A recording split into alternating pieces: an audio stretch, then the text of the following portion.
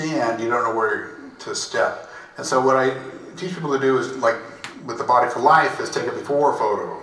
Yeah, this is actually you.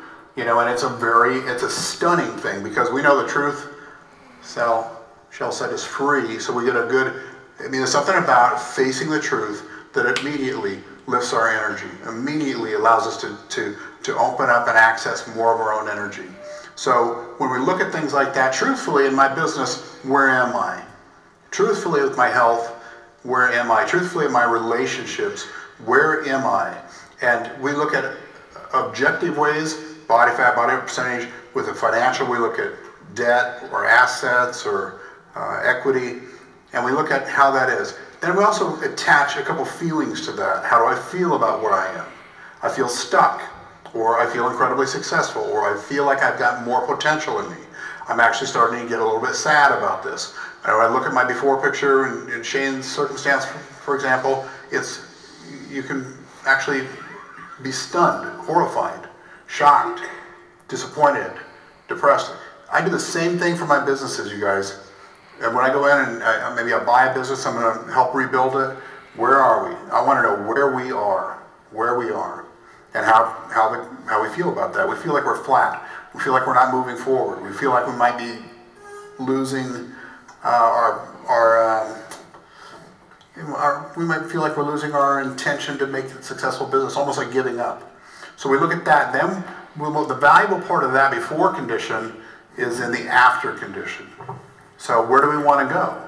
Okay, we want this business to increase profits by 50% in the next 12 months. Or I want to lose 26 pounds in the next 12 weeks. And we look at some statistics, some hard objective criteria for how to measure it, right? Where am I? Where do I want to go? And describe that. Describe it for a business. There's something really powerful about this biological quantum computer that's based here physically, but operates, anyone who's looked at all of the quantum mechanics realizes that, the brain and the heart they work on multiple levels. They're quantum. They go outside the field of time and space, and you don't really need to know how that works, except that it does work.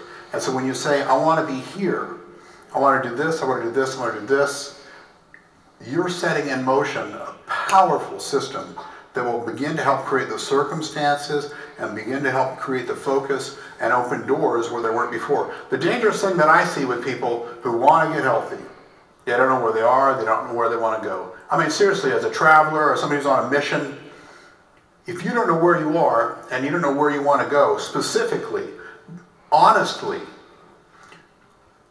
what are the chances of you getting anywhere? And even if you did get somewhere, how would you know if that's success or not? Because you haven't defined what that means. You could say this is a lot about goal setting and the basics, but I don't look at it that way. Where am I? Where do I want to go? If we stick to the basic tried and true fundamentals of how we work as, like I said, as human beings, as the biological quantum computer, and that we work this way, and if we don't program our coordinates and we don't get that clear about where we are and where we want to go, we aren't even beginning to tap. We're like airplanes sitting on the ground. Nothing fantastic happens until they move. They know where they're starting, they know where they're going, and they move. Then it's like, okay, wow, that is an amazing potential that jet has. We're like that too, and if we don't get clear about our coordinates, where are we, where we're going to go, and if we don't keep moving along those lines, we never get anywhere. And this is stuff that should be taught in 6th grade. And you can get a master's degree in marketing or business and still not have any of that. Can I show you something too? This is like, they probably think I set this up. Just literally a couple hours ago, we took everyone through an exercise in this big manual that I hand out. Oh, so you know all this? Yeah, well, not necessarily, but you are the best reinforcer. So I hand out this big manual, and in here, there's this exercise. Where are you? Where do you want to go? How are you going to get there? Right. And we had everyone take a few minutes to fill that out, because I believe that is the question to start with, because if you don't know where the heck you're at, Well, I would lastly encourage that instead of just being analytical with it, or like I said, the objective criteria also include some of the other elements of our nature, which is feelings. How do I feel about where I am? Like I said, stuck, frustrated, disappointed, or excited, happy, brilliant, and how would I feel about being in this condition? I'd feel complete. I'd feel energized. I'd feel inspired. You know, I would be feeling that I'm making a difference if this change happened in my life versus where I am now. So those are basic fundamentals. You got to keep coming back to basic fundamentals, not let things get too complicated. None of the success that I've been able to achieve was because I had an advanced degree of anything. I dropped out of medical school, had like one business class in my life, and I just, you know, intuitively I picked up a lemonade stand model of business. I have something here, if you want, I buy this for $5, I sell it to you for $10, you know, and it's just buying and selling across the table, even if it's online or even if it's through direct mail. I still have to look at it in the most core basic form, which is buying and selling across the table. You know, providing a service, you know, being paid, and, you know, really realizing the facts that if I provide an even greater service, if I put more heart and soul into my service, if I'm there and really present and caring for the people, my clients, my business is going to grow by the, like I said, the universal laws of being a human being. You know, one of the most important things, and a corporation, the bigger corporations, they're, you know, by design there's no soul, right? Sole proprietorship, entrepreneurship. There's a soul, there's a person or a family or a group of people who care about the business, who care about the results. Like Joe's group here is like a family.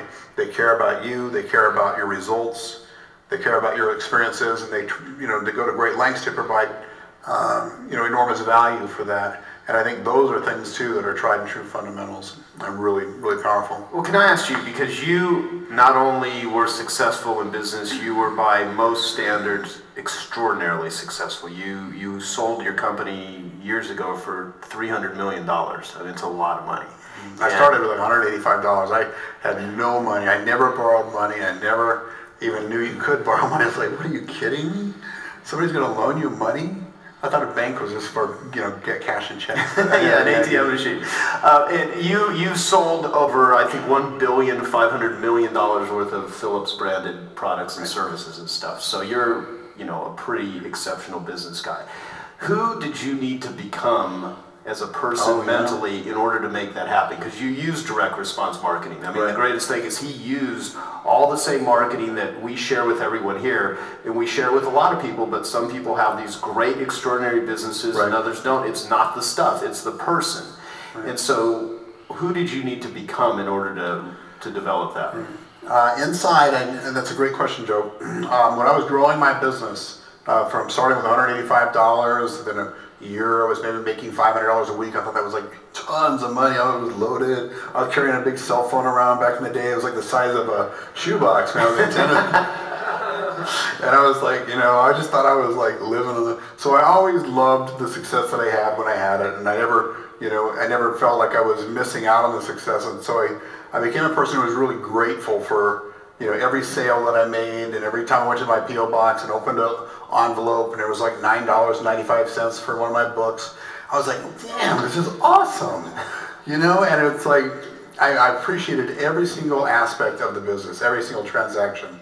So I became a grateful person. I didn't expect people to roll over and, you know, 150 people, you know, just to buy something each day. And if I got 6 orders, I wanted 10, so I was constantly disgruntled. No, it wasn't me at all. I was grateful for every transaction, every client, every customer that I had, and I really believe that's important because that's an energy. People talk about, like, you know, I'm going to track things by my thoughts and my thinking and my 5 minutes a day of being positive. I don't necessarily believe that's the case. I think that you attract things or repel things based on what you are, what your energy is, what your frequency is, where, you know, where your heart is.